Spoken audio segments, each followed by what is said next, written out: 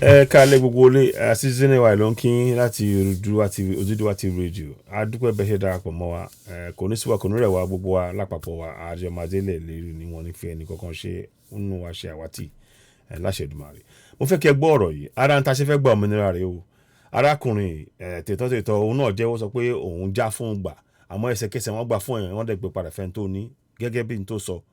Àmọ́ ọdún 11 sẹ́yìn ó sì wà lẹ́wọ̀n kódà wọ́n tiẹ̀ wọ́n pa adájọ́ pàṣẹ pé kán pa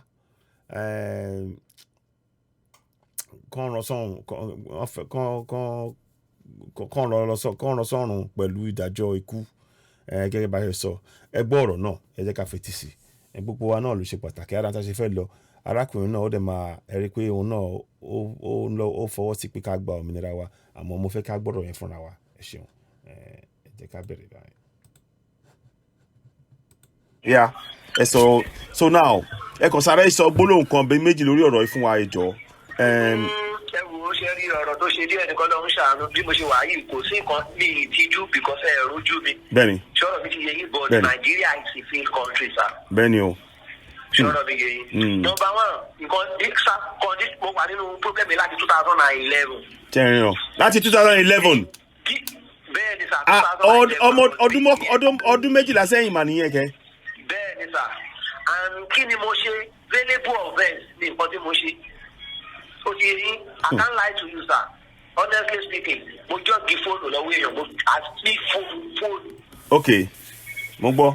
Instantly ìgbà normally mo jí fóònù yẹn tó gbogbo ìgbà yẹn náà kò síṣẹ́ kò sí kankan. Láti 2011 àbí 2011. Yes sir 2011 April 16 2011 I got this case.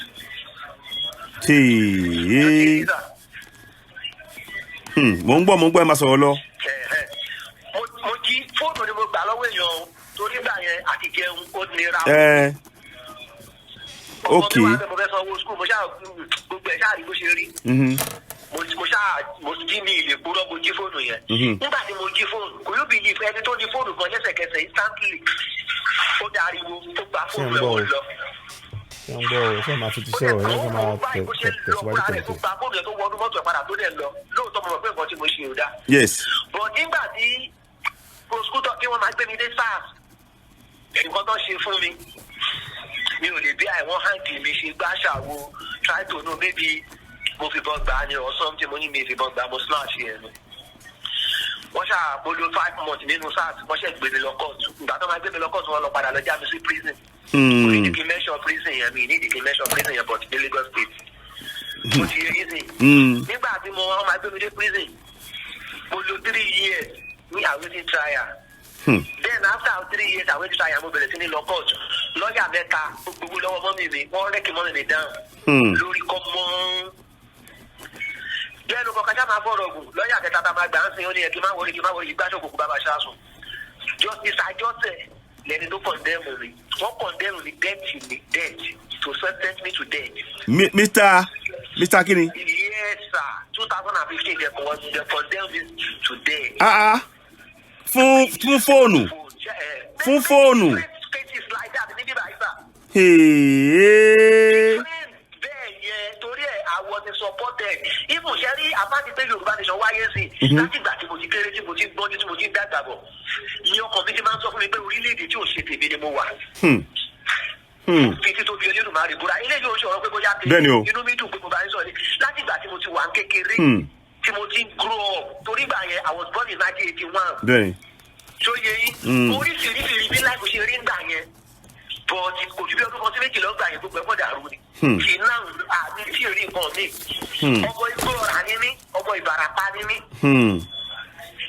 Ṣọ́rọ̀ mi ti yẹ yí bàbá. Bẹ́ẹ̀ni mò ń gbọ́ o. Ọ̀gá bọ̀rọ̀ gùn sí wọ́n ṣá condemn mi 2015. Wọ́n ní kọ́ lọ pa mí ni. Condemned to theft for stealing a phone. Yes sir. But glory be to God. Nígbà tó sẹ́ńtẹ́ǹsì mi yẹn àwọn àlá tí mo lágbọ́ nínú yàrá tí mo wà. Mo mọ̀ pé wọn ò lè pa mí. Hello. Okay, good. Ẹ máa sọ̀rọ̀ lọ. Mo ń gbọ́ yín. Okay sir.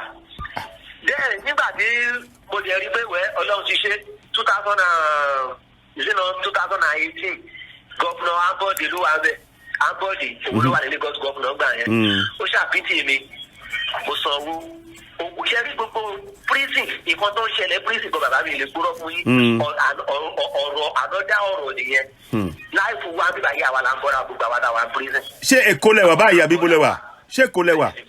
bẹ́ẹ̀ ni sà ẹ mọ̀ ó mọ̀ tó because of security purpose ẹ mọ̀. ẹ má dárúkọ. normally wọn ò kí mọ̀ pa ń lo fóònù torí àwọn náà ló ń mú wá fún wa àwọ̀dà náà ló ń mú wá lọ́mọ owó la máa fi ń gbà. owó lè fi ń gbà ẹ ń fowó gba fóònù. Ṣẹ́rí ibi báyìí is another big war entirely corruption by ewu ajẹ́bí wọ́dà. Yéé fóònù yẹn ẹ wo fóònù yẹn já ni máa pè wọ́n padà ẹ ń gbọ́ live call látọwọ́ ẹni tó wà nínú ẹ̀wọ̀n báyìí wọ́n sentence to death máa pè padà ẹ hold on yẹ kí n try kí n pè padà let's just try and reconnect the phone as you are live with me now.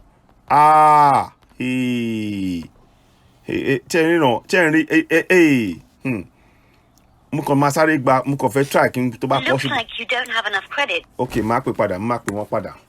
Let me just call him so they má bínú I'm using it in a different way. So mo kàn máa pè onítọ̀hún padà nísìnyí ni. So I'm just gonna call him back. Mi fẹ́ dárúkọ lọ títí but in fact ẹ jẹ́ kí wọ́n náà so anyway àwọn ará ìgbé wọn padà wà lórí sórí kọ́ yẹn nítorí mo fẹ́ fàyọ̀ ń bẹ̀ ni pé tètè arákùnrin yẹn ó jẹ́wọ́ àmọ́ ọdún 11 kódà wọ́n tẹ̀ tún fẹ́ wọ́n tún adájọ́ tún fẹ́ pa wọ́n fẹ́ gbẹ̀mí ẹ̀ wọ́n dẹ̀ jẹ́ kí àwọn agbẹjọ́rò tí wọ́n kàn ń gbowó lọ́wọ́ màmá ẹ̀ wọ́n ṣe dáadáa so ó máa jẹ́ ọ̀rọ̀ tó yẹ kí mo fẹ́ kí a lè tó bá tásìkò bá tó máa rí wọn bá sọ̀rọ̀ bóyá a tún máa sọ̀rọ̀ ká wáyé tó lè wá bá wọn gba òmìnira yìí kán kúrò nínú ibi tán wà yìí torí àwọn tán fi wọ́n sẹ́wọ̀n wọ́n kàn déédéé jù wọ́n sẹ́wọ̀n ni wọ́n dẹ̀ fìyà jẹ wọ́n torí gbogbo ohun tó ṣẹlẹ̀ sọ pé nǹkan tán ṣe é dá o àmọ́ síbẹ̀ ẹni tó bá nígbà tí ẹni tó ní fóònù wọn gbé fóònù fún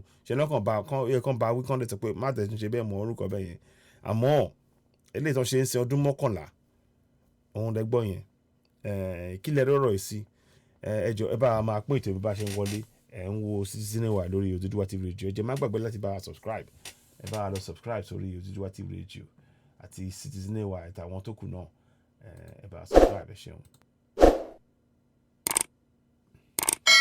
Ẹ subscribe kẹtẹ notification button kẹ wá tẹ thumbs up fún wa tẹ bá fún wa thumbs up a lè máa tẹ a máa lè máa tó dé a kan àwọn èèyàn púpọ̀ kí ni a lè gbéra kí àwọn èèyàn kí wọ́n gbọ́ ní gbogbo àgbáyé torí arákùnrin mi a lè sọ orúkọ wọn àmọ́ a bá wọn sọ̀rọ̀ àdẹ̀tún máa ń bá wọn sọ̀rọ̀ déédéé a fẹ́ mọ bí ibi tọ́rọ̀ yẹn ń lọ torí wọ́n ṣe wà lẹ́wọ̀n sí ọdún 11 lẹ́yìn ìgbà tí kinní ọ̀hún ṣẹlẹ̀ ìrẹ́jẹ̀dẹ̀ ní gbogbo kinní mi mọ̀ bẹ́ ṣe rí sí ẹjọ́ a ní rí jù báyìí lọ lórí ètò yìí ń sìn àmọ́ a tún máa padà wá ẹ ṣeun gan ni bẹ́ẹ̀ bá ṣe ń gbọ́ ètò yẹn bá a máa pín ẹ ṣeun ó dìgbà kan náà ẹ ṣeun ó dàbọ̀.